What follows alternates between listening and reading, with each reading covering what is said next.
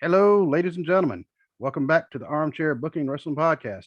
I'm your host. My name is Steve Barber, and I've just had a really bad day. But hopefully, thankfully, my co-host Waylon Davis didn't have a bad day.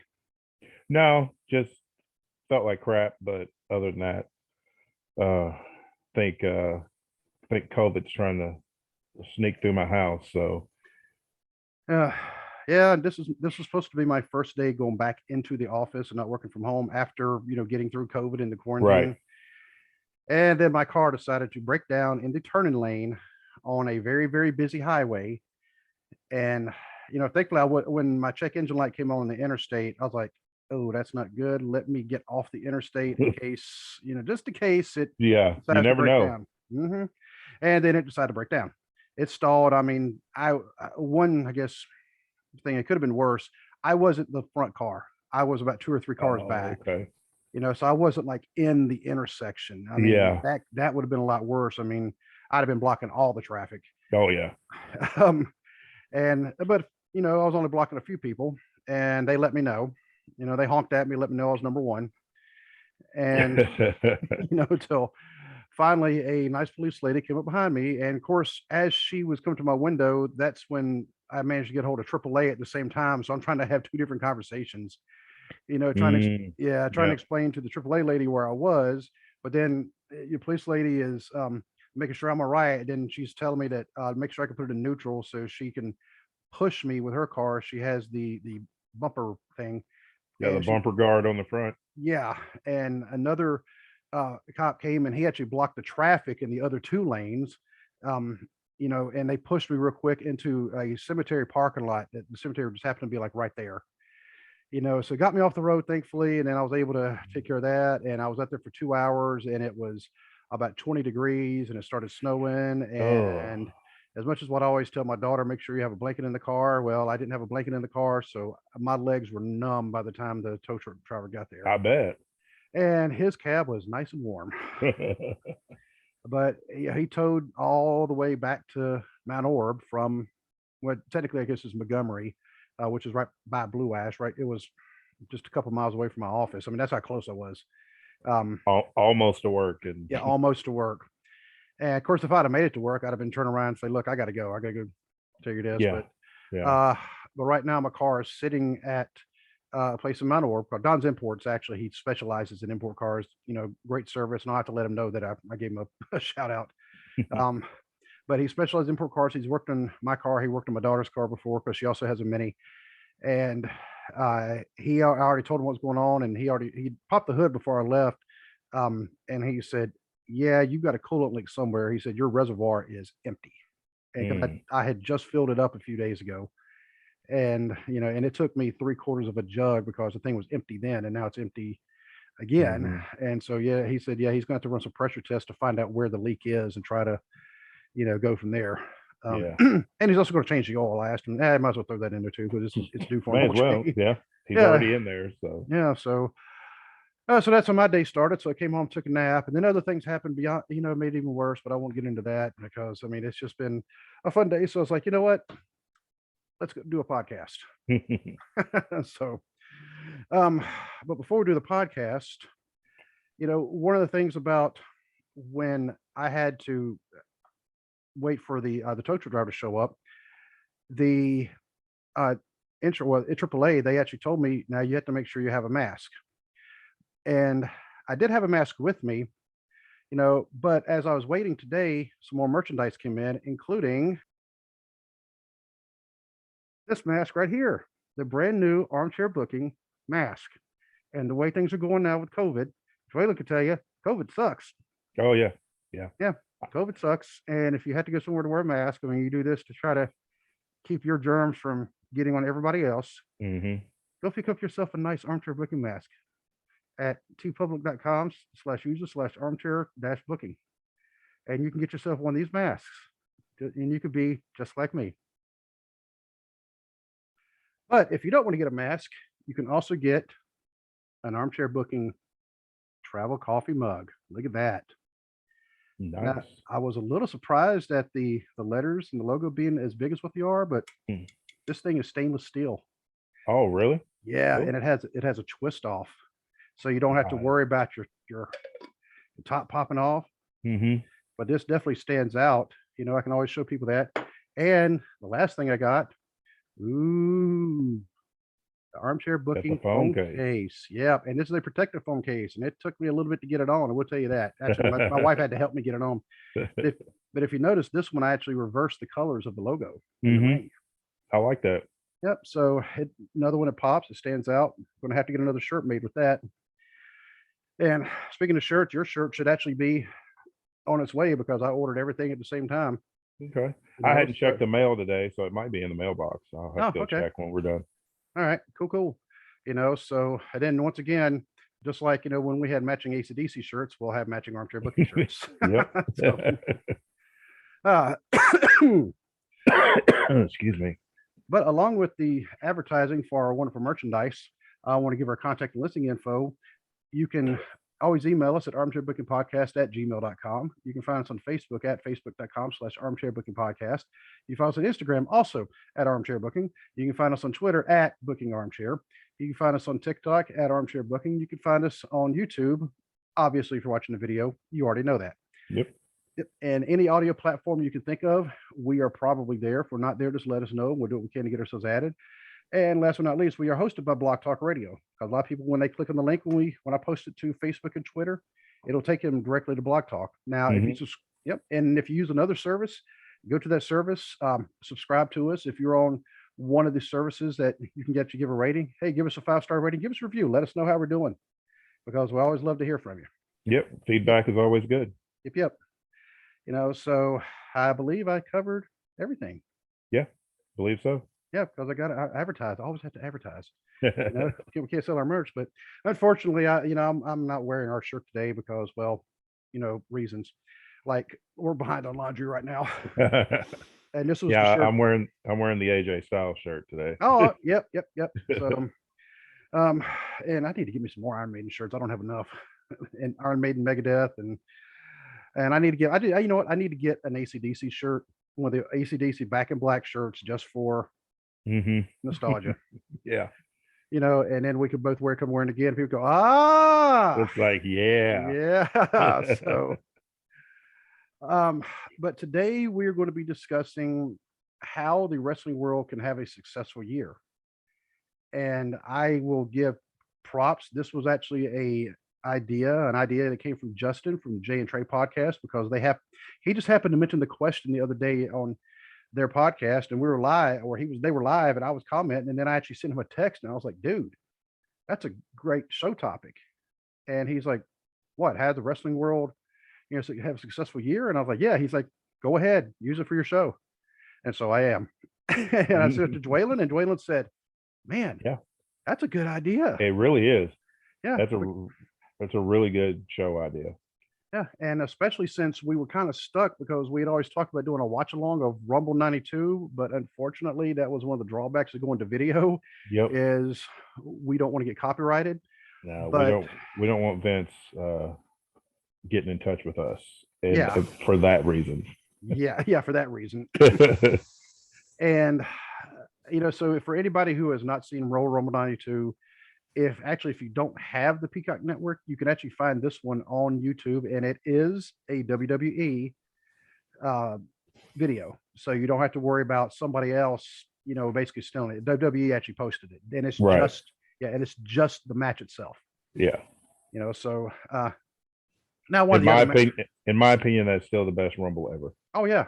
I mean, that one, that was just awesome, because I remember watching it back then thinking, look at the talent in this ring. I mean, because you look at all the former world champions, and at the time, former world champions who were in the ring, because that included Flair, Hogan, The Undertaker, it had Rick Martel, it had Kerry Von Erich. Yep.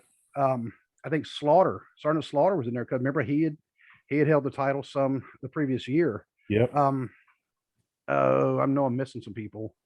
But well, even future world champions were in there. Yeah. Because Shawn Michaels was in there. Yep. Sid Vicious was in there. Yep. I mean, there was multiple future world champions in there as well. Yep. And this was at a time before they started hot potato and the belt, every month or so. Yeah. Now, thankfully, right now they're not doing that with the Universal Championship because Roman Reigns just passed up the record, so he is the record holder, and it's continuing. The reigning, defending record holder. Yep. Basically, I don't feel like doing that entire spiel. Paul Heyman, he can do that. We wouldn't be able to do it justice. So. No, because Paul Heyman, his promos are just another level. Yeah. I mean, they really are. But before we talk about wrestling, and this is actually something we don't normally do, I'm going to talk about football. Oh my God. Did you watch the games? I watched a few of them. I can't believe that I can't believe that every game ended with a last minute field goal. Yeah. And excuse me. And the first 3 games, it was the same scenario. It was okay, they got down, they either spiked or got the timeout with 4 seconds left to go in the game, tie game, field goal kicker comes out, kicks the field goal. At first it was the Bengals. Then it was the Niners. Sorry, dude. I know that one had to hurt. Yeah, that did hurt. So, that actually, the Niners played great, and the Packers didn't. Packers gave up at the end. And that was everybody's fault, from Aaron Rodgers and the offense to the defense. We just, we didn't play like we wanted it. And you the 49ers did. Minutes. Yep. And the only lead the 49ers had was at the very end when it mattered. Yep. And then turn around and the Rams, first of all, the Rams let the Bucks come back. It's 27-3, and they let them come back and tie it. I just knew I was going to see a Tom Brady comeback and have to listen to that on social media for forever. But thankfully, last second field goal, as time's running out, and the Rams won and sent Tom Brady and the Bucks home. Which for me, that is if the Packers can't win it, then Tom Brady going home is my consolation prize. And think about this: all 3 of those games, the road team won. Yeah. Yep. Home team lost every one of those. Yep.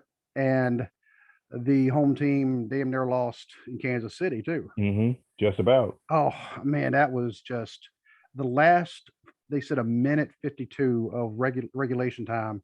There was 25 points put up between the 2 teams. I mean, it looked like we're playing Tecmo Bowl. Yeah. And every play was go long, and that was just phenomenal. And other highlights of the game, some doofus ran on the field and got just trucked. I mean, he got just mowed down. Yeah. Lord Crew, the wrestler, he's known for being in the NWF. He actually posted on Twitter, "Hey, does anybody have a link to that video?" And I found it real quick on YouTube. I saw it because I saw it. I saw his tweet, and then I saw your reply, and I went and watched that clip. And it was boom. It's like yeah, and it's like don't go on. Like we said, don't go in the ring if you're not a wrestler. Don't go on the field if you're not one of the football players. And he was like right in them, and. For Kansas City to now host 4 straight AFC Championship games. Which I didn't realize that's never. I know obviously the Bills, they've been in 4 straight AFC Championship games. They didn't host all 4 of them. Right. And now the Chiefs have hosted off. I forgot the one they were in before the year they went to the Super Bowl. And so now they're hosting again. Patrick Mahomes, I mean, he is the heir apparent. I mean, if you want to call it that. Yeah. I don't hate on Brady. I get why everybody is saying, we want to see something without Brady. and I get that. But I did get kind of sick of the press coverage for Brady and honestly for Aaron Rodgers too. And I'm not a Bengals fan. I will root for them to win right now because of, it's the closest team to here. So I mean, it actually everybody here is happy. And plus, not only that, they're going against the Chiefs. And since I'm part of the Raider Nation, I just hate the Chiefs on principle. So I want the Bengals to win, but the press has been ignoring.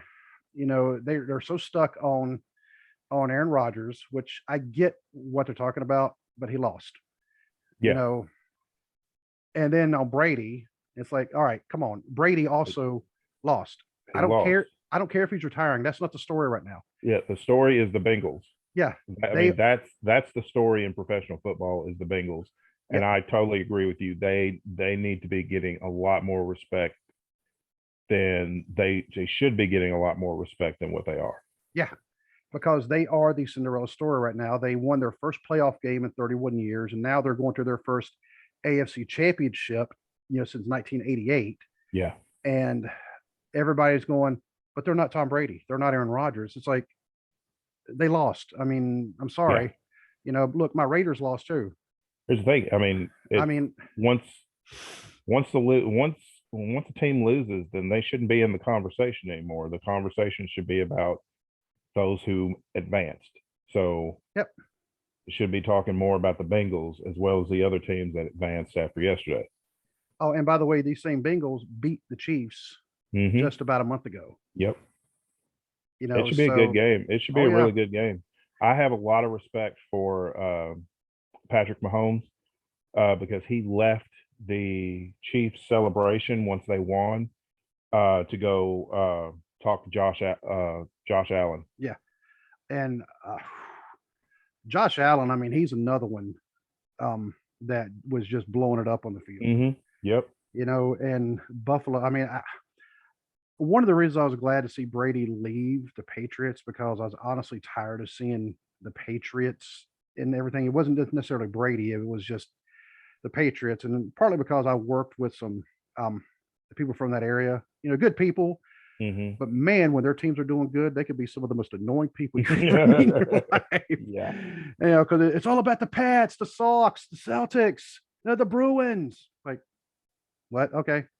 And then there was one year there was like 3 out of 4 won like the titles, and it was like, oh, good God. Yeah.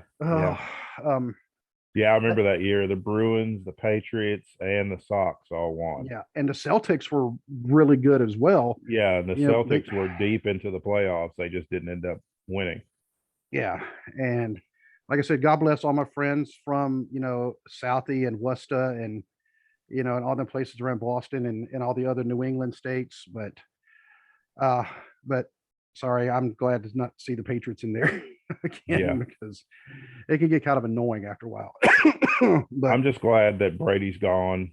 I'm just not a fan of Tom Brady for multiple reasons.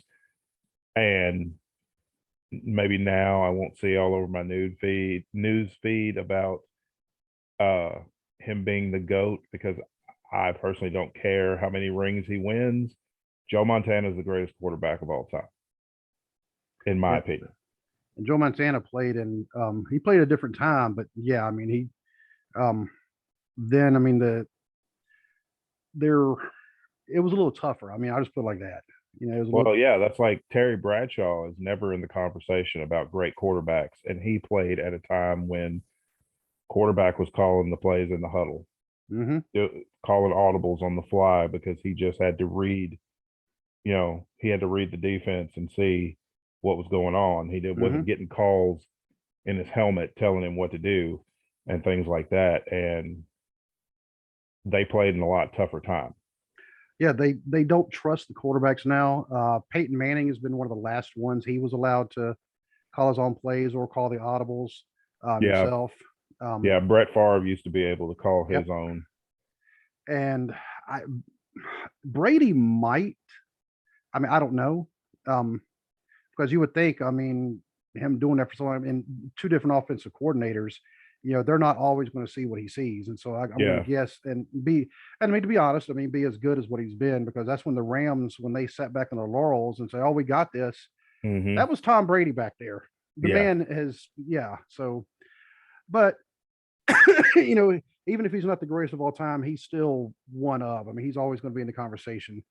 But yeah, him and his model wife and all the money, dude, go home. Yeah. You've done great. Just I mean, he's 44 and he looks like he could still pass for 30 easily. It just makes you jealous. So, but good luck to the Bengals. I really hope they pull it off. And I will say this about Joe Burrow. One of the greatest things he did, he looked, or was it him or Mahomes though, that did the "You Can't See Me"? It was like part of a, it was almost like an audible, and he did just like this. So I don't I, know if, yeah, I can't remember if which one it was, but I remember that. Yeah. yep. So, but next week ought to be good. I want the Bengals to win, but if the Bengals do win, I want the Rams to also, I want them to be the NFC winner because we've never had that'd be a matchup that's never happened in the Super Bowl. Yeah. You know, I just need the 49ers to lose simply because they beat my Packers. So I can't have them advance on to the Super Bowl. So I just you, need them to lose. you know what? Yeah, the Rams need to win anyway because Hmm. because the Kansas City, they beat the 49ers. Yep. I forgot about that. Yeah, they beat the Yep. 49ers that year in the Super Bowl because we don't think about the 49ers losing Super Bowls because of, the 5 they won Yeah. Yeah. and, how dominant they were, but yeah, they've actually lost the last 2 they were in, Hmm. so um but anyway, in some wrestling news, the AEW contract situation. It's a little strange, but it's better than the WWE releasing people. Yeah, there's been a lot of chatter on Twitter. A lot of people are trying to say that this is no different than WWE releasing people when in actuality it is very different It's a lot because different. Tony Khan paid these people their entire contract. What they signed and what was agreed upon, Mhm. they were paid the full extent of their contract. Not like in WWE where look at BFAB had just signed a new Yeah. multi-year deal a week before she was released. So then but people are like, well, she still got paid. She got paid for 90 days Mhm. and then that's it. She didn't get paid the full length of her contract that she just signed. Braun Strowman didn't get paid the full length of his contract that he just signed a year ago. It's completely different. And it's people are also complaining that um AEW's roster is getting too big. And I understand that because they're signing people, as they become free agents from WWE, they're signing people. And I get that. They have to, you know, they have 2 weekly television shows. They want eyes on their product. Who wouldn't sign these top tier caliber athletes to be on your show to get more eyes on your product? But at the same time, some people have to go. So especially Mhm. people that haven't been, that there really aren't spots for anymore. And I think this is the best way to do it. Pay them out, let them work out their entire contract. And then if you don't want to re-sign them and do something like if you want to bring them back in as a per appearance type of thing, then that's good too. But I don't see anything wrong with contracts expiring and not getting renewed. It's not like AEW's released 90 people in a year Right. when most of these people were under multi-year contracts that were not paid out. Yep. Because when you go sign a lease for an apartment or house or a mortgage, or you go sign the loan payments for like a vehicle, and you're saying, hey, I want this vehicle based on what I'm going to be making on this contract. By the way, my contract is for 4 years based at this amount Right. per year. So break it up into 12 and this amount per month, and boom, and you get a car. And they were all making 6 figures, even in the low 6 figures. So Mm-hmm. they're not going to be going and getting like a little bitty 2-seater smart car. Actually, I don't. Smart cars may be actually kind of expensive because they're weird, but but they're a little tiny car. I mean, you're going to get something kind of commensurate to what you're making. It doesn't necessarily have to be flashy, but it's going to be a nicer car. Right. And then 2 weeks later, all of a sudden, you get cut, and so now you have 90 days, but you're not making that money, and so what do you do? Exactly. I mean, there were people in WWE that moved from like Bronson Reed, his on the independent scene, he went by Jonah, and that's what he's gone back to. He's in Impact now, but he was Bronson Reed at NXT. He moved his family from Australia to, when he got signed in WWE, moved them to Florida, bought a house, everything, he gets released from his contract. Yep. So it's like, I've uprooted my family. I've moved here because you said, here's your contract for so many years. So he buys a house there thinking, well, I'm employed for X amount of years at this amount of money. And then, oh, you're just a number on a spreadsheet. We need to eliminate that dollar amount. So sorry, you're out of a job. And AEW is not doing that. Right. Like you always say, AEW, everybody eats. Exactly. Everybody's eating. It's like, I don't understand what people's problem is. It's like, this is an acceptable part of business. Contracts. It's no different in what AEW is doing than what any other professional sport does. Right. People's contracts come up in professional sports all the time and do not get renewed. Right. That's how the sports world works. But you don't see any other sport except for WWE's portion where they're just like, oh, I know I signed you to a $40 million 10-year contract, but we got to clear the deck. So yep. And here's your 90 days. Without reason. Yeah, with no reason at all. Yeah. Now, if it was for, if it was for just cause, I get that, because you see that everywhere too, because somebody I was watching something on YouTube the other night, and it was like a top 10 like draft bus or something like that. Lawrence Phillips. Lawrence Phillips kept going, couldn't keep himself out of jail, so they terminated his contract for cause, because but that's a legitimate cause. But that's a legitimate cause. That's not just going down a spreadsheet going, okay, we need to cross these off the books. Right, because we need room for one person who wrestles 4 times a year. Yeah.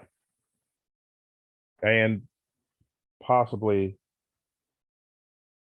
the old man, which is what I call Goldberg. Yeah. We gotta make sure we have millions of dollars for the old man to come in and work 2 or 3 matches in a year. Yeah. Because they're trying to pop this real quick rating, but they're not going to get buy rates because they don't have, it's no longer a pay-per-view. It's a premium live event. That's hard to say. It really is. It is. Because I think premium live event, I'm thinking like a really cheap house show, and they should work on that title. But and another thing, and you're talking about contracts. What's the hashtag right now? Free Ali. Free Ali. Mustafa Ali has been turned down in his request from WWE to be released. So he's had the hashtag Free Ali. Other fans, I shared it earlier. And then Brody Lee's wife, she shared it. Mia Yim has shared it. So like, the wrestling community is getting involved in this, because it's like everybody knows what they're going to do. They did the same thing to Brody Lee. He's either going to sit at home until his contract expires, because they're not going to book him on anything, because apparently the reason he got into a heated argument with Vince McMahon, because Vince McMahon suggested some type of storyline or something that Ali would never agree to do. Right. I'm almost positive it was probably something extremely offensive, because Vince McMahon has no tact whatsoever. So he really doesn't. I'm sure it was something completely offensive, and Ali was like, absolutely not. And there was a heated discussion, and he was just like, I've had enough. My thing is, just let the man go. You're not going to do, you're just keeping him out of spite at this point. So just let the man go and let him do what he loves to do somewhere else, because you're obviously not going to let him do what he loves to do there. Right. Give him, his release, 90-day non-compete. I get it, because and wrestling's not the only industry that has a 90-day non-compete, because certain I know the communications industry. I was going to say broadcasting and things like that, they have 90-day non-completes.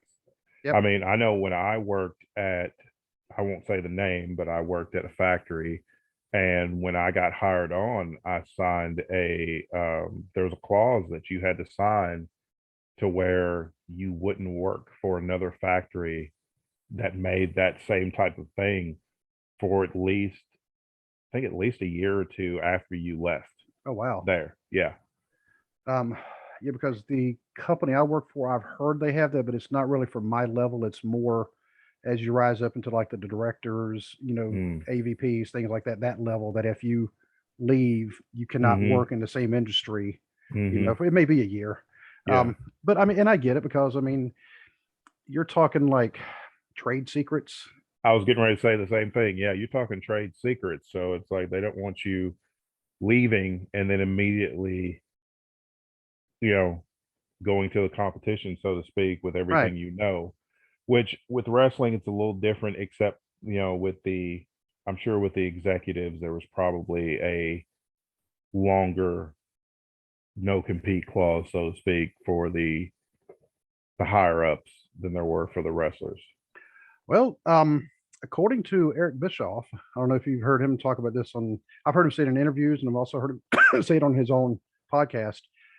When JJ Dillon left WWF back in the mid 90s and he went Went back, back to WCW. back to Yeah. WCW, his first meeting with Bischoff, he said, "Hey, I got something to show you." And he opened up his briefcase and let Eric look. And he said it was basically the WWF's business plan and their stuff for like however many years. Oh, wow. Yeah. Now JJ Dillon has denied it, Hmm.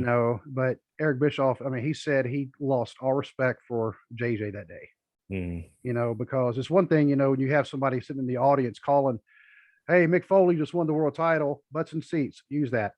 It's one thing to do that, but it's another thing to have everything laid out. And JJ, I mean, think about it, he could have been arrested for that. But Yeah. I mean, Yeah. that's industrial espionage right there. Hmm. And people, they take that pretty seriously. I mean, so you stole from one company to go give to another. So, um, but I don't know. Speaking of JJ Dillon, he's come up as somebody I may know on my Facebook friends list, by his real name, which I think is James Morrison. Because apparently we have some mutual friends now. I, Oh, okay. I'm like, oh, okay. Cool. Um, but anyway, and we've actually kind of already started with what can the wrestling world do to have a successful year. And I kind of broke it up into four different, if you want to call it, categories, just basically WWE, AEW, Impact, and then others. Yeah. And I would have had a Ring of Honor, but, well, of course, we know Ring of Honor. Yeah. Yeah. And WWE, I mean, you can tell that's the first part. There's quite a few things there. And actually, before we even start with that, I want to say, Bubba Ray Dudley, you ought to be ashamed of yourself. Absolutely. Yeah. He's been catching. Oh, he was the GCW crowd I heard. Saturday was I not heard about it. a fan, and rightfully so. I mean, for anybody who doesn't know what we're talking about, Bully Ray, Bubba Ray, whatever you want to call him, on his podcast, he said that he said he wanted to see more accountability on John Moxley's part as far as taking time off to go to rehab, and that he should have apologized to the fans, which is just ridiculous. You want to Yep. see responsibility. He went to rehab. Mm-hmm. He realized he had a problem. He went to rehab. The only apology, in my opinion, that he owed anybody was his wife. Right. Because that's who his issues were affecting personally. He took time off to get healthy. I know he doesn't owe me an apology for that. I'm just glad to see him come back, and you could tell he looks so much healthier than he did He before. really does. Yeah. I didn't realize how bad it had gotten. I knew he was looking a little different. He had gotten, Right. he had put on some weight and stuff like that. But then when you saw him come back out on Dynamite after being gone for 3 or 4 months, man, it was a night and day. Oh yeah. But I just have, nothing but respect for him for, realizing he had a problem and doing something about it. Because you see so many times in the wrestling business to where people realize they have a problem but don't want to fix it. I mean, Jeff Hardy. I was going to say Jeff Hardy is a perfect example of that. And I'm just, and so many guys have died because of these vices, whether it be alcohol or drugs or, whatever. And I really respect Mox for, dealing with his problem, his issue and getting himself healthy. I mean, not only for himself, but for his wife, for his baby. Yep. And Bully Ray, he's since come out and tried to backtrack, say, "Oh, I didn't mean, the character needs to apologize." Like, it's one of the same, because the headlines did not say John Good, also known as wrestler John Moxley. It said John Moxley has checked himself into rehab. Yeah. So, but John Moxley, he does, like you said, he does not owe anyone an apology except for maybe his wife and his daughter, and that's it. Exactly. Because that's who lives with him. And that's who he was affecting the most, and that's who he would have lost. Yeah. So, but anyway, so like I said, Bubba Ray, Bully Ray, whatever you want to call yourself, you ought to be ashamed of yourself for what you said. Mm-hmm. Yep, I agree. But moving on, some ways we can improve besides people making apologies for dumb statements for WWE. And here's my kind of a list, and you can tell me whether you agree. And then, of course, I know you have your own thoughts on them as well. And some of these, I'm pretty sure we agree on. Improve the TV shows. Now, that one you could do a whole lot of sub bullets as to how to improve them, but we've talked about that, forever. Yeah. Change the main focus to wrestling instead of skits, and that's part of improving the TV shows. But yes, absolutely. Yep. Stop with the 20 to 30 minute promo. Oh, like SmackDown. What did you say? It was there was 3 matches on the whole show? No, it was more than that. When in fact, when I tweeted that, there had actually been 4. One match I completely forgot about, because the matches themselves are not. They're not made to be important, and that's a change that they need to make. Is make your matches. I don't care if it's an opening match, mid card, or main event. All your matches serve a purpose. Make all your matches feel like they're moving things along and not just thrown on there to be filler. Let me see if I can find the text that I sent to you. So, God, we texted a lot about football this weekend. Let's see.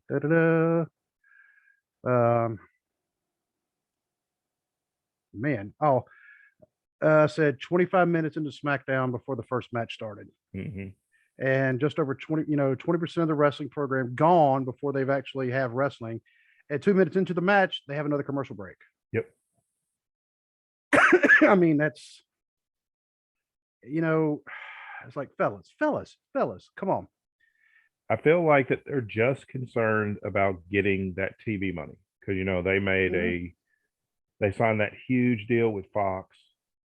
They re-signed with the USA. They're looking to make, I think, like $2 billion from this TV deal, and that's all they're concerned with. It's just the money. They're not concerned with putting out a quality product. They're just concerned with fulfilling an obligation to get their money. Yeah, and one of the things they're not paying attention to, by the way, your attendance at your shows has been dropping, and that's not because of COVID.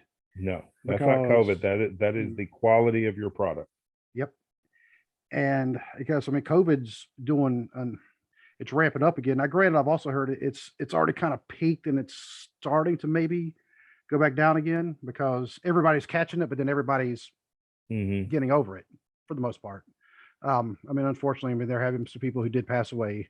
Like I said, we had my wife and I, we had a friend of ours, he passed away from it not too long ago. But people are going, they're masked, no mask, whatever. They want to see some wrestling. Well, now they don't want to see wrestling. Right. But because they don't want to see WWE anyway, because they don't.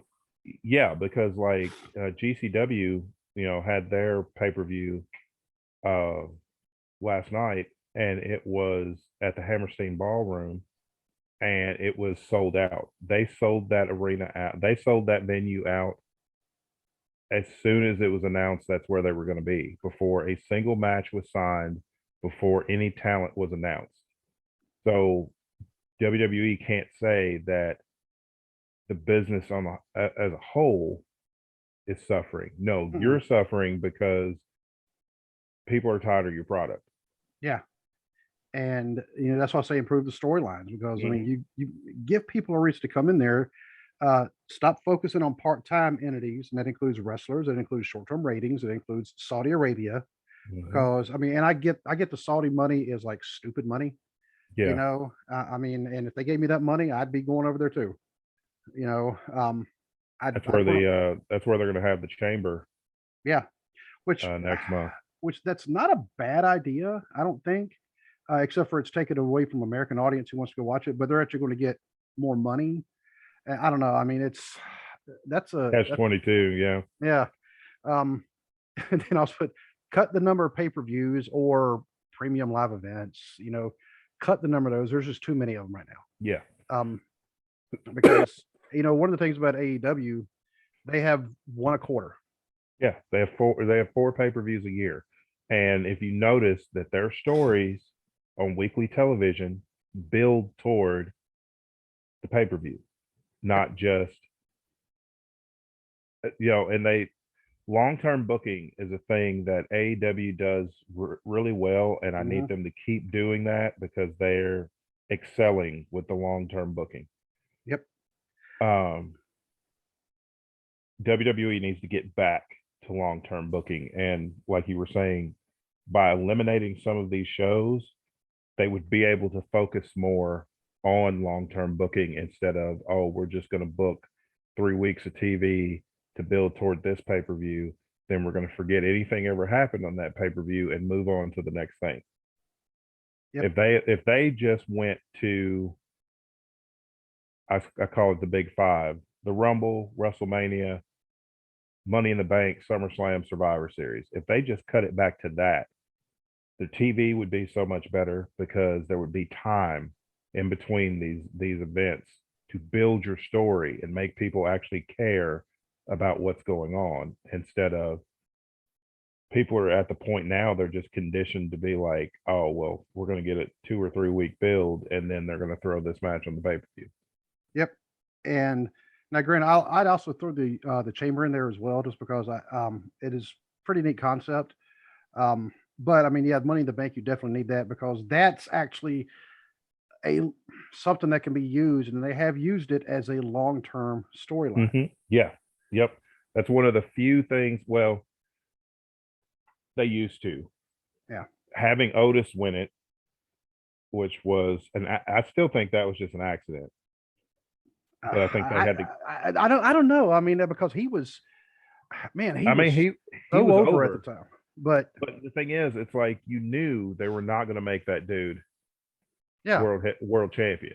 So it's like, why put the briefcase on him just for him to turn around and lose it to The Miz? And I'm sorry, nobody wanted to see The Miz with the briefcase, because nobody wanted to see The Miz as a champion again, not a world champion.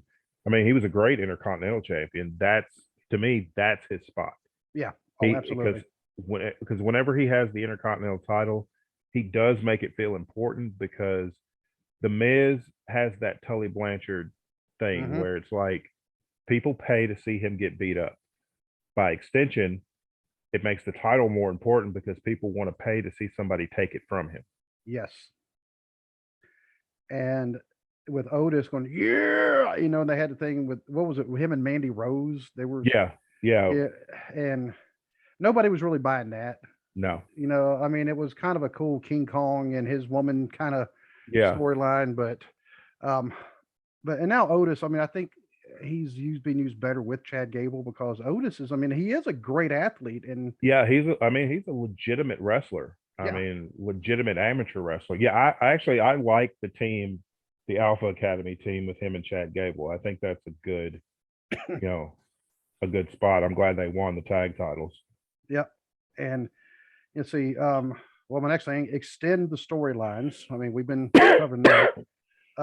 Cut the number of titles. There's just too many championships right now. They have so many, they can't even get them all on one pay-per-view. Yeah. Quit NXT, making the titles be props and actually make them yes, feel yes, more like a trophy, something worth winning. yep, Because you don't see, look at all these guys playing in the playoffs to get to the Super Bowl. That trophy's not a prop. That is what yep, that's what they worked all year for. That's how WWE should view their championships. yeah. Because if you say, "Oh, this is the world champion," well, that person should be a world champion. I mean, that's the one that they will headline pretty much every show if they're on it. Yeah. Because that's that's the person who's carrying the company, and they don't do that. Nope. Um, I will say, and this may not be popular, NXT is not a major brand, and because it is a developmental territory, and they're trying to push it to be the third brand, and I just don't But think it's working. but the thing is, they already had it as a third. If they'd have just gone with it, they already had it as a third brand when it was black and gold. When Yeah. it was black and gold, especially during their heyday, so to speak, that was a legitimate third brand. That was the absolute best product that they were putting out week to week. And now the higher ups in WWE are disappointed with NXT 2.0 because they thought that the fans were going to gravitate more to these new stars. Uh, no, that takes time. Unless the only new stars that people have really gravitated to was Braun Breaker and Cora Jade. Um, Other than that, people are to kind of their perception is like this all happened way too fast. Hmm. And by the way, who called that? You did. Well, he called it too, not just me. But we had an entire episode about it. Yeah, So um, and that's why people should listen to the Armchair Booking Wrestling Podcast. exactly. So, and the last thing, listen to the fan. I know. I mean, remember when like the family came out on TV, Shane, Stephanie, Vince, Triple Hmm. H said that, they've, made a mistake and they didn't listen to us as fans and we were going to be in control and they were going to start listening to the fans and that never really happened. They still just did. They still just did whatever they thought we wanted to see as fans. Hmm. And it's like what you're putting out for the most part. Not to say that there are awful matches all the time. There's not. Like the Roman Reigns title run has been fantastic. Um, Brock and Bobby Lashley, I'm sure, is going to be an amazing, hard hitting match. Yeah, that one you're not going to see. Well, I can see Bobby Lashley doing. Well, Brock Lesnar to be a legitimate amateur wrestler, you would think he would do more than three moves, but he I think doesn't. a lot of that is just depending on who he's in the ring with, Sure. and if Brock's motivated to work. And Right so, now, I think he's having fun with it. So, and I feel like he's motivated to work. So we may get it's going to be hard hitting, but I think there's going mhm, to be some technical stuff in it too. oh, But there should be the potential's there yeah, but between both those guys. I just feel like that I'm not saying every single match has to be a technical masterpiece or a five-star Right. classic or whatever. But you look at AEW's show from top to bottom, everything serves a purpose. Like I was saying earlier, whether it's opening match, mid card, main event, everything serves a purpose and there's a story for every one of those levels. Whether it's well, we got this guy, he was on Dark, we got this guy on Dynamite, we brought him over to Dynamite, let him get, more exposure, things like that. That's a story in itself. You look at Rampage, you got Hook, Taz's son, Hmm. who is fantastic. Everything about him just screams that guy's going to be a star. Yeah. And Rampage, everybody watches Rampage to see Hook because they've been booking Hook every week on Rampage. Hmm. As soon as his music hits and he comes out, the crowd's already ready. And it's stuff like that. Make your shows worth watching. And I think Impact does the same thing. They've always got interesting stuff going on their show. Right now, they've got kind of a crossover with Ring of Honor. They got some of the Ring of Honor guys there. Jonathan Gresham has been defending the Ring of Honor World Championship in Impact. He did it on their pay-per-view. He's done it on their TV show. It keeps it interesting, from top to bottom. And WWE just gives you the same matchups, with the exception of a few different matchups at the top of the card, but everything else is just the same matchup all the time. Right. And one of the things, actually, I meant to put this down too, as we were talking about it, was stop having rematches the night after a pay-per-view. Yes, because then it just makes, then it's like, why'd I watch the pay-per-view? Exactly. For me, it's like, why'd I even bother watching if they're just going to give me the match on free TV? Yeah. But yeah, so that's what I have for WWE. You have anything, No, nothing that we haven't discussed, ad ad nauseum. but no, just, I think that's a great list. It's a lot of things that they could do to have a really great year, and stop treating people like just lines on a spreadsheet. Yep. Oh, that should probably be the number one, because I didn't actually number these or order them. It was just as I thought of them. Because some of these I could say, definitely if I had to rank them, some would come before others. But that's a big one. The talent is not just numbers on a spreadsheet. Yep. But now the next ones only have like 3 items apiece, because I didn't. I mean, yes, they have some room for improvement, but not like WWE, who is, we're watching the ship kind of sinking, or at least there's water in the bow, and they're trying to get it out. It hasn't hit that iceberg yet, but it's, they better watch. Coming. It's coming. You better get them sump pumps working to get that water out. So because right now, everybody's down at the bottom are like, we're coming up here because there's water down there. We're going to try to get it out, but if you don't, the whole ship's just going to go down. Yep. And for AEW, only had, like I said, 3 items. 1, stop being edgy, because I've kind of noticed they're trying to be edgy, and I don't think it's coming across to me. It's more crude than edgy. Dropping a bunch of language like every show. Yes, it's on TNT or now TBS. I get that. So it's not terrestrial TV. But at the same time, after a while, you do get kind of tired of hearing it. Like, all right, any other words besides that? Because they actually caught criticism for a lot of people, because that one night it was just, S word, S word, S word, S word, like every sentence. Yeah. And I get why some people are turned off by that. For me, it doesn't really bother me. Of course, I was a big fan of original ECW, so that was kind of something you heard even worse. Right. But that doesn't bother me, but I do get why some people that would be kind of a turn off. It's a little much, because they do it. That's what it is. I mean, they're doing it a little bit too much. And then having what's his face come on there with the pizza cutter. Nick Gage. Yeah, Nick Gage, and then immediately followed by the Domino's commercial, which I know that was pure coincidence, supposedly, but that was I thought that was a little much for regular, just TNT. I was like, hey, he's cutting it with a pizza cutter. Yeah. Well, here's the thing. It's like they knew, they knew what they were getting into when they booked him for that match. Yeah, it's like, hey, look, you knew when you met me, I was a snake. Exactly. So yeah, exactly.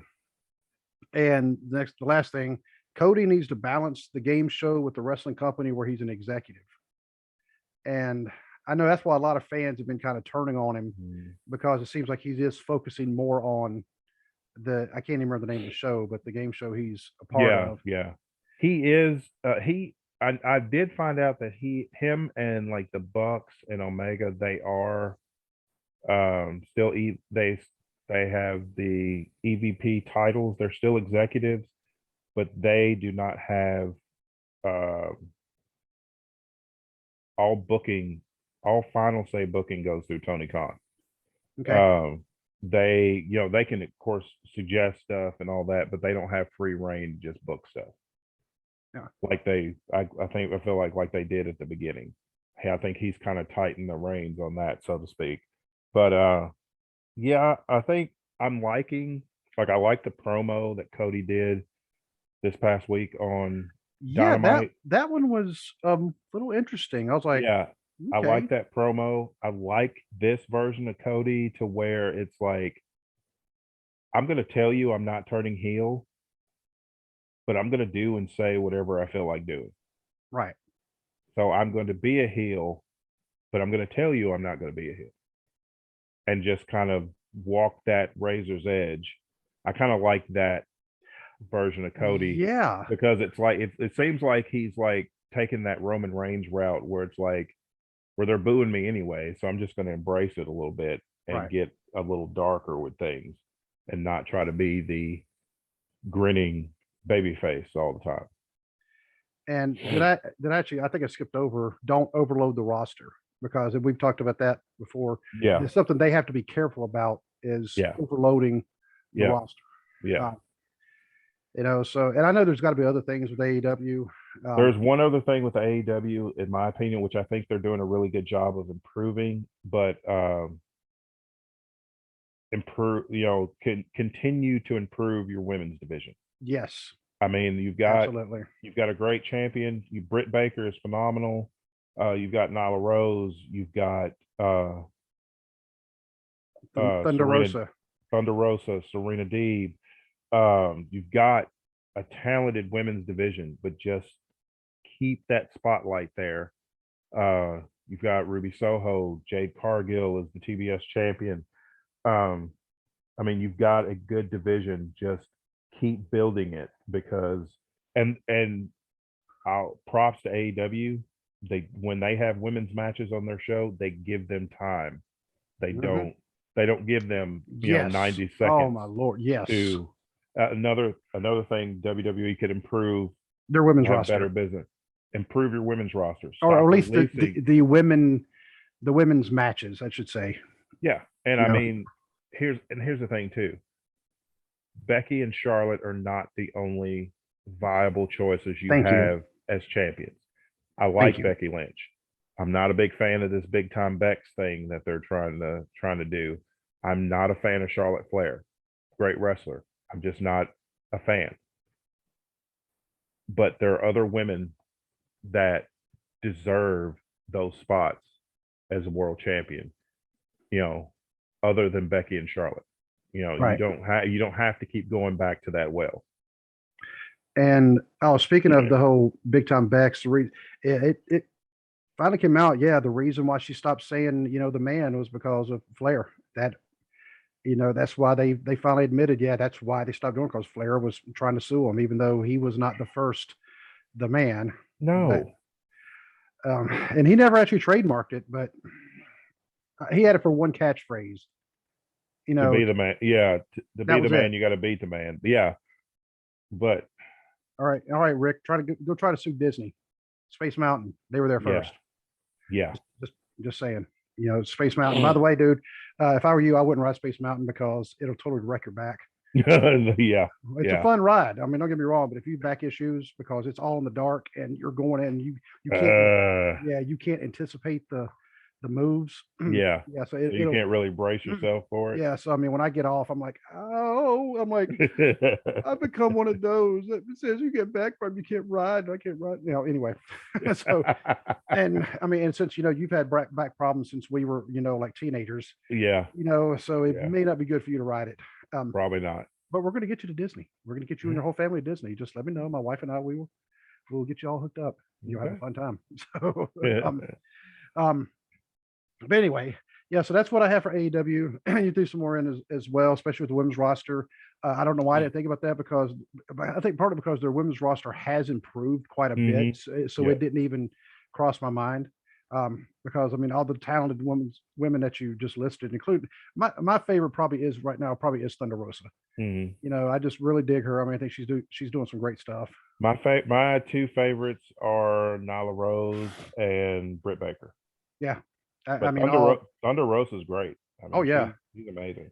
I mean, you need to put her with Sting and Darby Allen Oh because yeah, the whole face yeah. paint thing. Hmm. You know, but Thunder Rosa also does some stuff outside of AEW because Yeah. some of the women wrestlers from all over the country, including NWF, Big Mama, and Riley Matthews, and I think some others, but I know those two especially, they've actually gone on there and worked with her.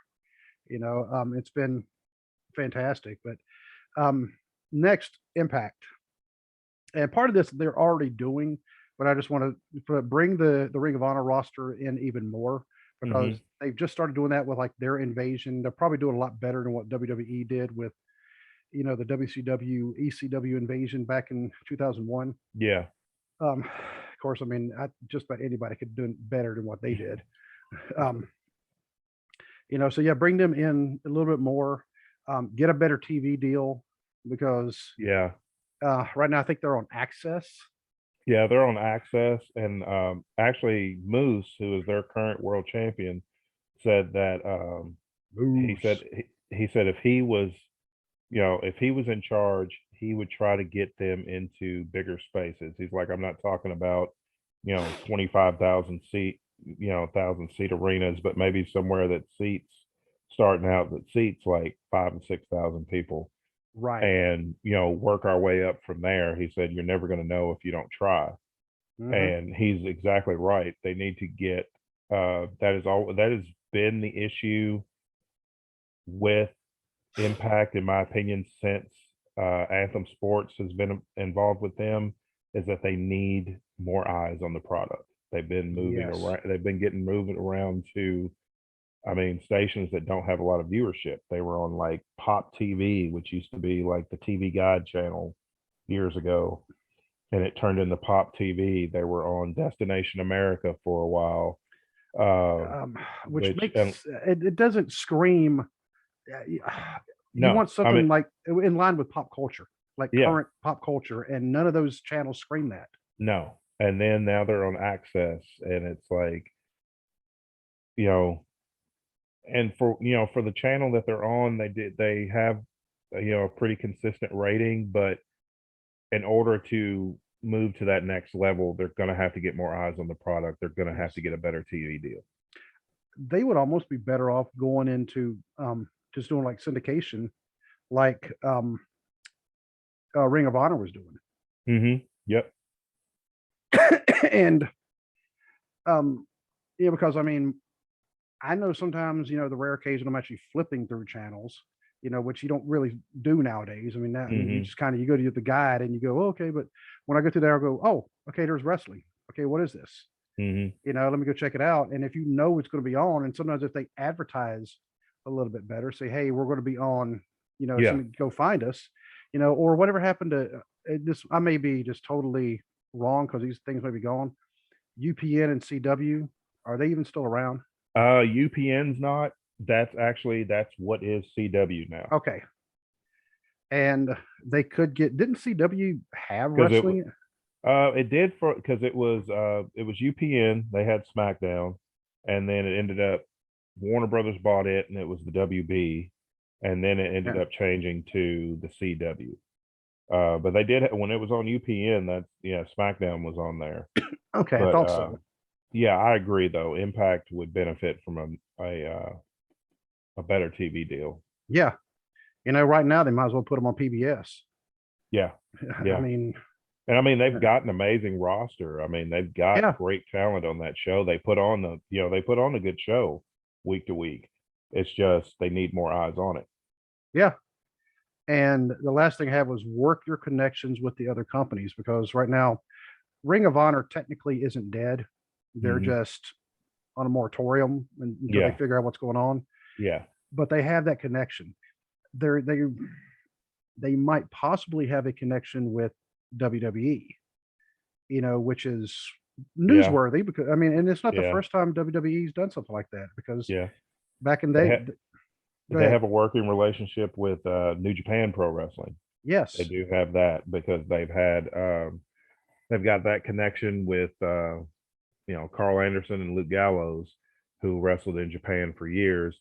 I did see a report on PW Insider that the Gorillas of Destiny from New Japan Pro Wrestling are going to be at the next set of taping of Impact tapings, because Impact tapes theirs. I think they tape like a month at a time, their TV.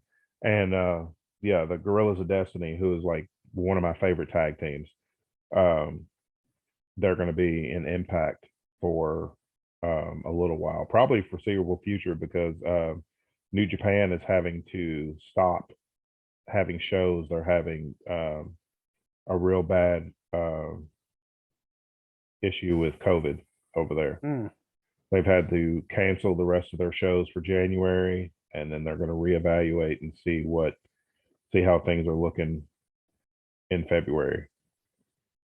And that's been hurting them. The pandemic has been hurting New Japan a lot, because you've got athletes over there who can't travel, right.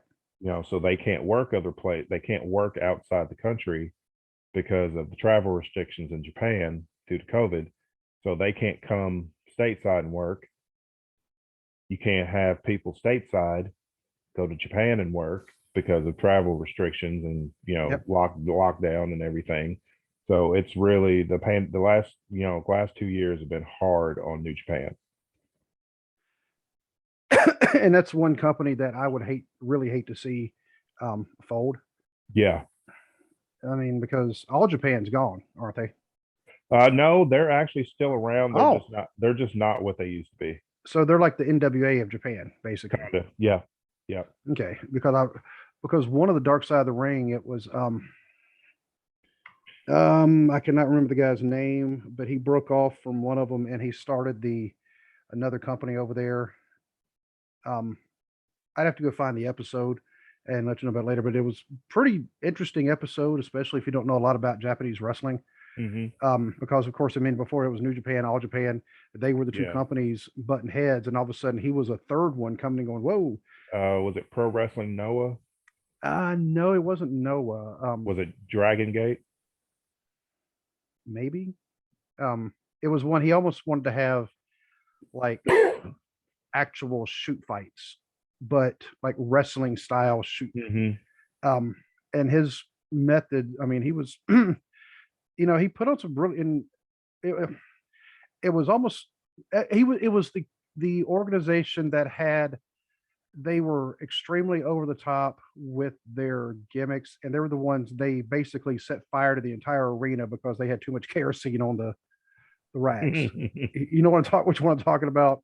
Yeah, I just can't. The name is escaping me, but yeah, it was them.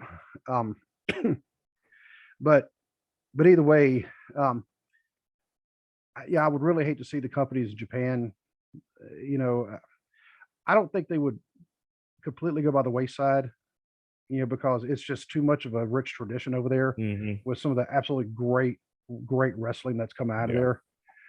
Going all the way back to what's his face, the Korean guy, but he's like the most famous Japanese wrestler ever.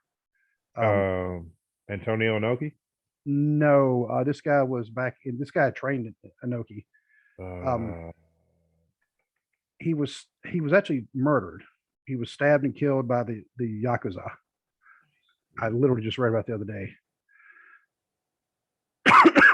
As soon as you see the name, you'll know exactly who I'm talking about.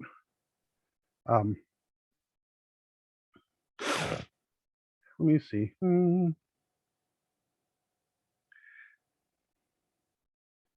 But either way, I mean, that's another connection that I believe Impact could, capitalize on, once the travel restrictions are lifted. And I know it's a little harder because WCW, they tried doing it back in the day, and because of the logistics of the traveling, it does make it a little difficult sometimes to go, okay, we're going to wrestle here. Okay, now go to Japan for 2 weeks. Okay, now come back here. Okay, now go back to Japan, because it's a lot of wear and tear in your body. And I mean, I could just tell you that from experience that the Mitsuhiro Momota. No, not him. Ricky Dozan. Okay. Ricky Dozan. Yep. Yeah, that was his wrestling name, but Mitsuhiro Momota is his real name. Oh, okay. Yeah. Because so we're both right. Yeah, Inoki was trained by him and Carl Gotch. And that's why Inoki had that connection with North Korea, because Ricky Dozan, he was actually North Korean. Yep. And so that's how they were able to get those 2 Mm-hmm. nights of wrestling in Pyongyang, which largest wrestling crowds ever. Yep. And they weren't forced at all. Yeah. No. So, and Scott Norton was not held hostage and Yeah. threatened. But anyway, that's another dark side of the ring that I actually recommend. Just watch them all. I mean, it's a great Yeah. program. It really Yeah. is. But yeah, working those connections with the other companies, if they do have something going with the WWE right now, I would also suggest them be kind of wary, because in the past, WWE had these kind of connections with CWA down in Memphis, and they also had, some of the other ones with ECW for a bit, and Mm-hmm. then, well, CWA is no longer around. There is wrestling in Memphis, but it's not the CWA, and of Yeah. course, ECW is gone. And OVW, that's another one, but they were kind of their developmental thing. Well, Mm-hmm. OVW is still there, and OVW is actually thriving, Yeah.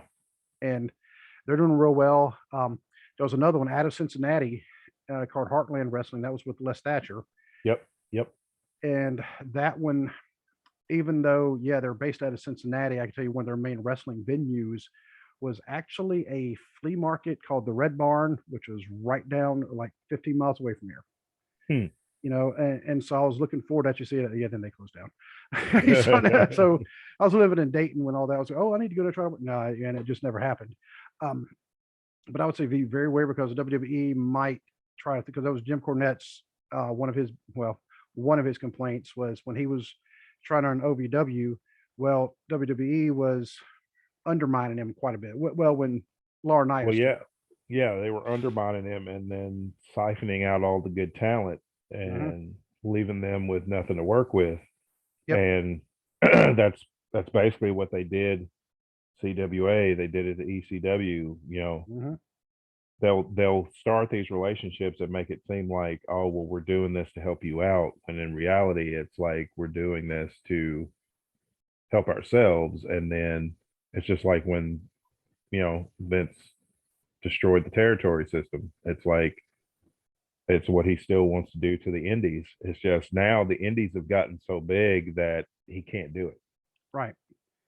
And Cornette actually said one of his stories that he told was, sent a wrestler up to Connecticut. They could talk to him. He was maybe taking the next step going there. He came back bald, shaved head. I mean, even though before he had like long hair. And he called him up and said, "Hey, why does my guy look like a 40-year-old truck driver?" And they said, "Well, we wanted to see what he looked like bald." He's like, "You couldn't just pretend." He said, "Or let me know. I could have had like a loser, loses his hair match before." Yeah. He said, "Now what am I going to do?" He said they used to do things like that. So be very careful there, Impact. They could do that to you too. Yeah.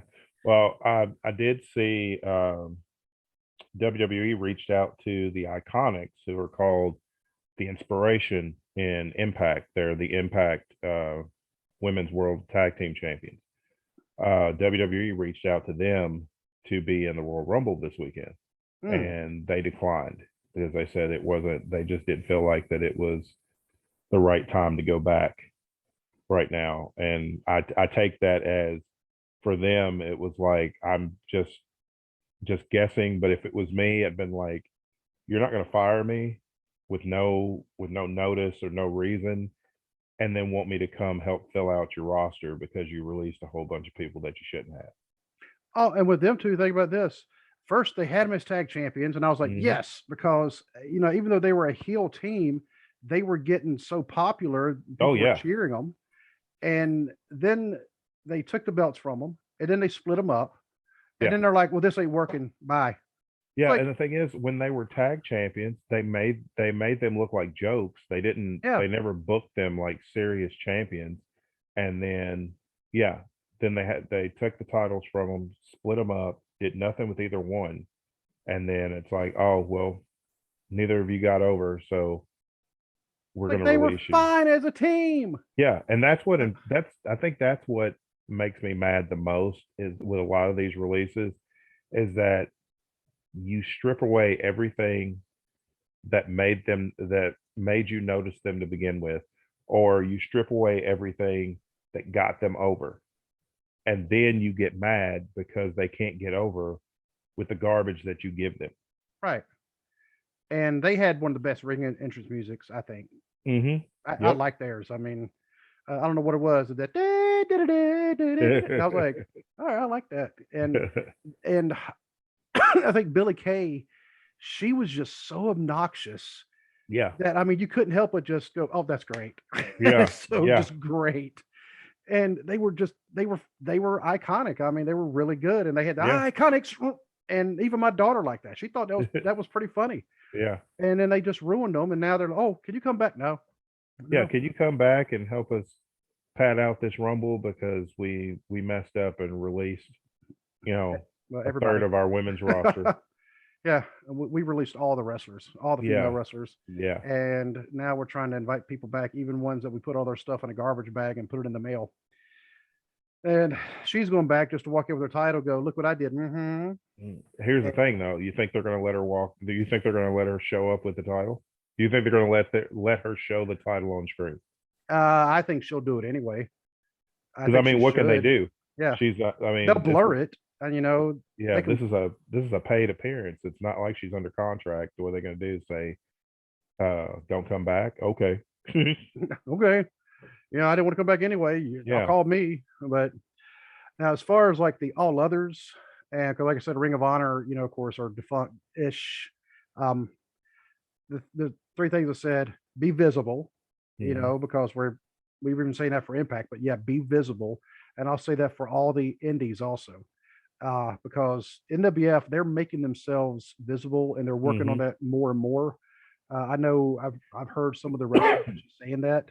They're trying to work on these deals and trying to get their product out there more. And if you look, I haven't actually watched their Bustin' Loose from yesterday, but if you look, their Bustin' Looses have actually, the production of those have even gotten better. Yeah, I've noticed the production value has gone up on those. Yep. Because before it was, okay, we're just going to talk and we're going to talk and we're going to talk. And then we're going to go to show you all these matches we just talked about. Now it's, they mention it, they go to the match. You mention it, go to the match. Mention it, which is the way it should be. Yeah. And let's see, focus on quality wrestling. Yeah. And I think that, I know the NWF does that. OVW, I know some of the folks in the NWF, they also go down to OVW to make appearances. And Al Snow is the one running that, from what I understand. And so, a good trainer. Yeah. And I think the other one is Rip Rogers. I think he's also part of that. And Danny Davis, I know he used to be part of that. But I mean, you have three well-known quality trainers. I don't think you'd ever want to have Rip Rogers on an interview because you want to talk about a mouth. Good. Yeah. God. Yeah. His Twitter is entertaining, but it is not for. It is not PG. No, not by, even when he was on Cornette's podcast. I mean, this was probably 6-7 years ago. I remember listening to it. I mean, and it was just every other word was the F word, GD, F word, and then other, and even Cornette after a while, he's like, oh my. Cornette's not exactly known for having a clean mouth. Right. But when you can kind of look past, all the F-bombs that he drops every other word, Rip Rogers has a phenomenal mind when it comes to wrestling. I mean, he understands it. He's one of those, he probably doesn't get as much recognition, except for amongst wrestlers, because they always say, oh yeah, he is one of the best. Because I mean, he didn't win world titles. Right. He was the guy, he actually got fired from his teaching job because he was taking like vacation days to go wrestle. Yeah. And sick days to go wrestle, and they found out about it. But Matt Stryker did that too. He was a teacher, and he ended up getting in trouble because he was using all his sick days and vacation days and stuff to wrestle. Yep. And George Steele was also a wrestler, but he wrestled in New York while he taught in Michigan. But then kids started to find out. They're like, is that you? Is that you on TV? Yeah, and he's like, honestly, do you really think that's me? Yeah. Of course, his character was, but then, you listen to George Steele. I can't remember his real name. You listen to him talk. I mean, he's actually very intelligent. And, and so he's like, no, that ain't me. That guy, he's here. Yeah, no. Anyway, and one of the things, be fiscally smart. Yep. And part of that is, I mean, I got to thinking about, and this is not necessarily an NWF. I have no idea what their spreadsheets look like, financially. Um, but I'm thinking, they just had an appearance from Jordan Clearwater, you know, great NWA guy, and they've Hmm. had other appearances from other. Um, it was Austin. Oh my God, I know. I remember I told you about it. He made an appearance in Covington, some months back. He was the one. Him and his girlfriend. They just lost like everything in an apartment fire. Um, Ace Austin. Ace Austin, yes, he was there, and he actually and he put whoever he was wrestling over. Just like Jordan Clearwater put somebody over. It may have been Adam Swayze. I'd have to go back and look. But it makes me wonder. Okay, how much they pay them? And I imagine. I mean, Roger Ruffin's really smart when it comes to that. He's a very Hmm. good businessman, so he's not going to pay somebody for one time an appearance that's going to take away from the paychecks of his Yep. full time people. Right. So I mean, that to me is being fiscally smart. I mean, um, and you see, there's a promoter up in Lima, the guy Thomas Williams for War Wrestling. He talks about that all the time on Facebook. Hmm. That's a guy we need to get on here. Yeah. Because I think that would be a very, very insightful interview. But I may have to work on that. Once we get past all this COVID and make sure we're not coughing and other Yeah. make sure I Yeah. have a car, and then just like I said, other stuff going on. But yeah, that's what I have for like all the others, and really those can apply to everybody. But those, I mean, are for the ones if you want to bring yourself up. Be visible, focus on quality wrestling, be fiscally smart. Yeah. And I'm And pretty sure there are other ones. Go ahead.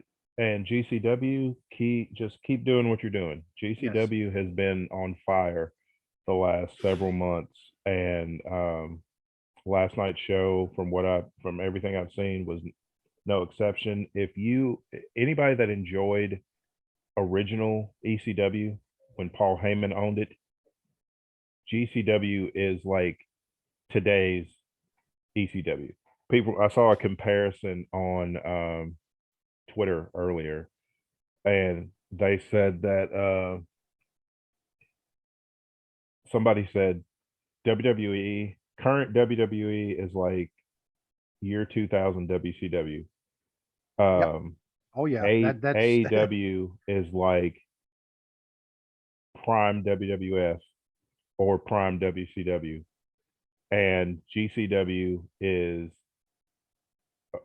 original ECW. I think all yep. those are good comparisons.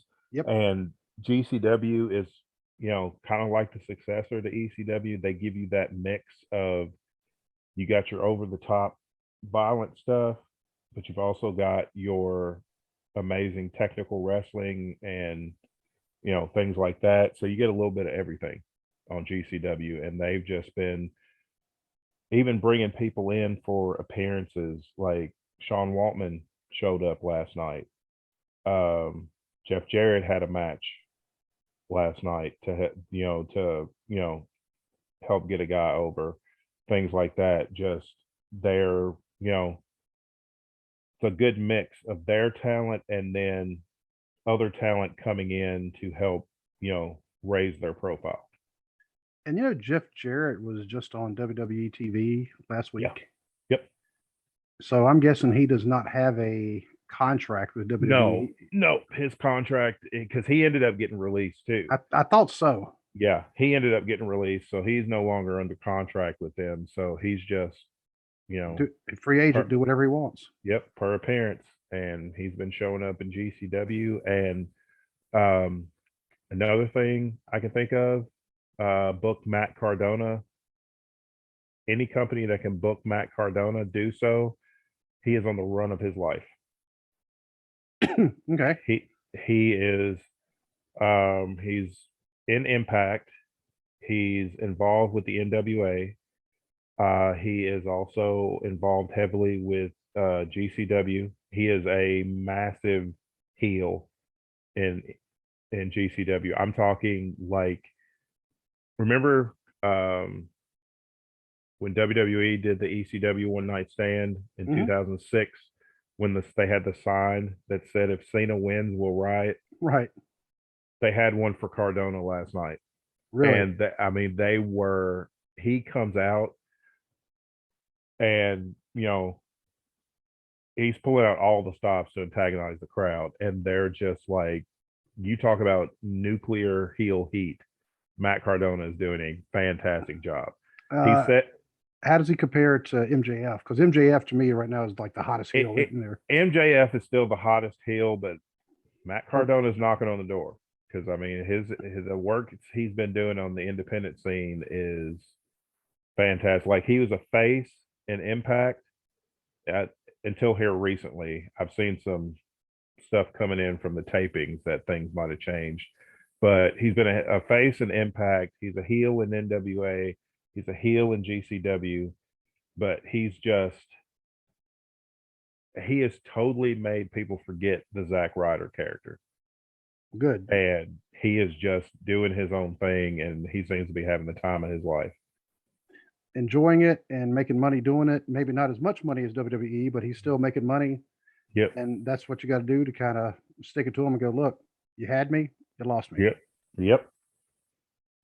So, so we've covered that. Hopefully we have some people listening that can go relay this to all the other ones. That, of course, they may look at us and go, who are they? And we know what we'll say. We're the guys who have the nice merch. Exactly. See, I mean, look at this armchair and then booking. And so we have the ring. You can also get, like I said, get yourself a phone case. And I'm not going to put it on, but you can also get yourself a mask. Mask. And we also have t-shirts. We also have hoodies. We have sweatshirts. We have notebooks. We have pillowcases. Yep. Coffee mugs. All of it. Just I will include the link in the description. And that way, go order some merch. Come listen to our podcast. Reach out to us. Let us know how we're doing. Give us some show ideas, because this idea right here, actually, like I said, was not ours originally. This was Justin's from the Jay and Trey podcast. And once again, Justin, thank you very much. Yep. Thank you very much, Justin. And one day, Justin, you need to take a night off, and so we can actually have you on the podcast as well. Yep. Because we missed you last time. You had to work. Hey, it happens. We still had a good time with Jake and Trey. So. But we did miss having you on because you had us on the night before. And so we just want to return the favor, and also return the favor for giving us this great idea, because I think this is a pretty good episode. I think so too. Yes. But on Thursday, we're going to be giving a preview of the Royal Rumble, which is actually happening on the 29th, which is Saturday, not Sunday. It's actually going to happen on Saturday in St. Louis. And I think for once, it's kind of funny because when I looked at my Facebook today, this back in, I think it was 2016 was the day the Royal Rumble, and it was on a Sunday. That was also the NFL playoffs. Yeah. And I said, well, apparently, they want to put it against the NFL playoffs because nobody in the WWE headquarters owns a calendar. And, and so I think they did it smartly this time. Like, maybe we shouldn't put it up against the conference championship games. Yeah, maybe we'll just get out of the way and do it on Saturday, because I mean, pro football or WWE conference championships or WWE pay-per-view, they're not going to win that. They're never going to win that. Right. Especially and I know they didn't have any way of knowing this. I mean, it was a pretty good, it wouldn't have been a bad guess. They're in St. Louis. Mm-hmm. One of the conference championship games is in Kansas City. That's not that far of a drive. No, not at all. So I'm going to guess that you're going to have people driving from Kansas City to St. Louis to see the Royal Rumble, because it's, arguably their second biggest pay-per-view premium live event, that they have every year. They want to sit there. They want to do the countdown, and it's going to be in a domed. Now, which we're talking about with the attendance being down at the live events, makes me kind of wonder. And all of a sudden, they book the dome. And it also makes me wonder if the carpet's not going to catch fire again, like it did right before one of the Rams games. Before they're like, that's it, we're out of here. The building's catching fire. We got to go. Yeah. And actually, the Rams have been tearing it up ever since they left St. Louis. Yeah, they really have. Yeah, they came into St. Louis, tore it up, and then started downslide, and they went back to LA, and now they're tearing it up again. So that's what you got to do: move every 5 years. So But until Thursday, my friend, we'll definitely be keeping in touch. I'll let you know about everything that's going on with me, with the car and other things. And definitely let me know how you and the family are doing. Because yeah, like I said, COVID's no joke. No, You it's know, not fun. yeah, get lots of rest, drink lots of fluid, vitamin C, zinc. Don't take the things you're allergic to because that won't do you any good. Yeah. So and we'd like to keep you around for a lot longer. So, but until then, my friend, God bless. God bless, man.